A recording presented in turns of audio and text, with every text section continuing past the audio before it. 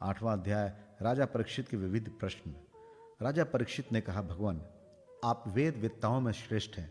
मैं आपसे यह जानना चाहता हूं कि जब ब्रह्मा जी ने निर्गुण भगवान के गुणों का वर्णन करने के लिए नारद जी को आदेश दिया, तब उन्होंने किन किन को किस रूप में उपदेश किया। एक तो अचिंत्य शक्तियों के आश्रय भगवान की कथाएं ही लोगों को परम मंगल करने वाली है। दूसरे देवर्षि नारद का सबको भागवत दर्शन कराने का स्वभाव है। अवश्य ही आप उनकी बातें मुझे सुनाइए।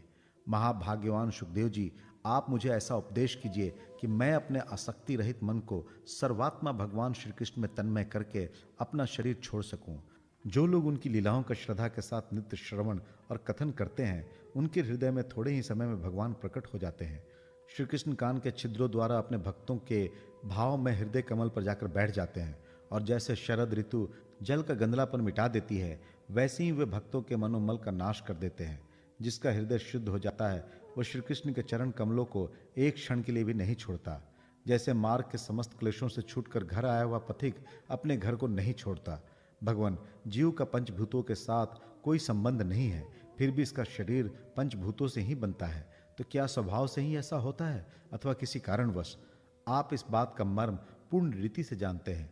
आपने बतलाया कि भगवान की नाभि से वह कमल प्रकट हुआ जिसमें लोकों की रचना हुई।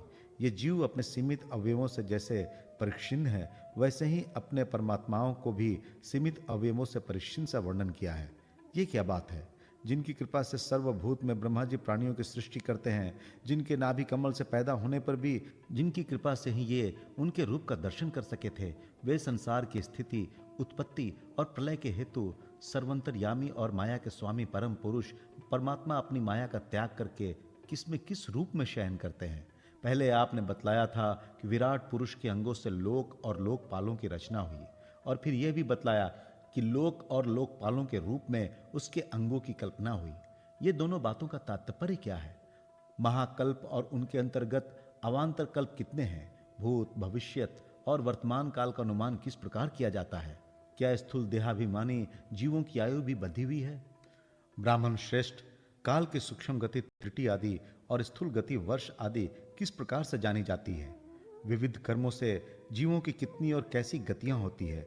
देव, मनुष्य आदि योनियां सत्व, रज, तम इन 3 गुणों के फल स्वरूप ही प्राप्त होती है। उनको चाहने वाले जीवों में से कौन कौन किस किस योनि को प्राप्त करने के लिए किस किस प्रकार से कौन कौन कर्म स्वीकार करते हैं?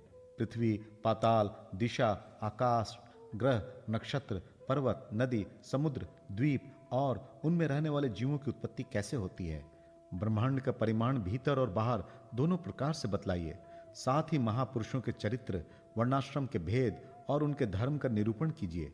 युगों के भेद, उनके परिणाम और उनके अलग अलग धर्म तथा भगवान के विभिन्न अवतारों के परम आश्चर्यमय चरित्र भी बतलाइए। मनुष्यों के साधारण और विशेष धर्म कौन कौन से हैं?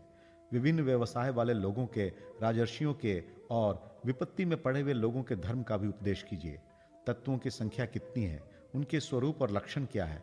भगवान की आराधना की और अध्यात्म योग की विधि क्या है? योगेश्वरों को क्या क्या ऐश्वर्य प्राप्त होते हैं तथा अंत में उन्हें कौन सी गति मिलती है? योगियों का लिंग शरीर किस प्रकार भंग होता है? वेद, उपवेद, धर्मशास्त्र, इतिहास और पुराणों का स्वरूप एवं तात्पर्य क्या है?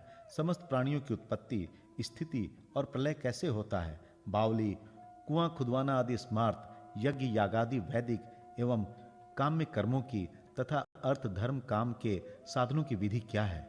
प्रलय के समय जो जीव प्रकृति में लीन रहते हैं, उनकी उत्पत्ति कैसे होती है? पाखंड की उत्पत्ति कैसे होती है? आत्मा के बंध मोक्ष का स्वरूप क्या है और वो अपने स्वरूप में किस प्रकार स्थित होता है? भगवान तो परम स्वतंत्र है।